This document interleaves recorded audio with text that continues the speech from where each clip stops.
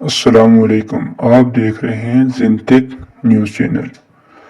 فواد چودھری نے P T I کارکن علی بلال ذلِ شاہ کی موت کی جوڈیشل انکوائری کا مطالبہ کر دیا۔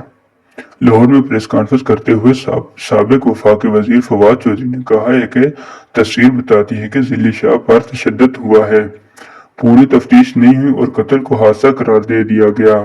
فواد چودھری نے کہا ہے کہ اس وقت طاقت کے نشے میں ہیں، اچانک 12 بجے حکم آتا ہے اور دفعہ 144 نافذ کر دی جاتی ہے۔ ہم مطالبہ کرتے ہیں کہ جوڈیشل کمیشن بنایا جائے۔ علی بلال کو لاٹھیاں ماری گئیں، ان پر تشدد کے نشانات موجود ہیں۔ فواد چودھری نے نیوز کانفرنس کے دوران حکومت سے یہ بھی مطالبہ کیا ہے کہ محسن نقوی کو کام سے روکا جائے۔ فواد چودھری نے کہا ہے کہ ذلِ شاہ کے قتل پر قانونی کارروائی کریں گے۔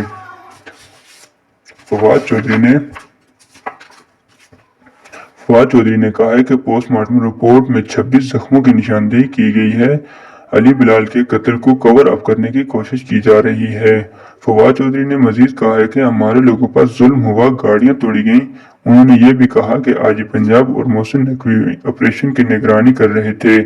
پی ٹی آئی رہنماؤں نے بتایا کہ ذلِ شاہ 1992 سے عمران خان کے ساتھ تھے، وہ پی ٹی آئی کے جسم کا ٹکڑا تھے۔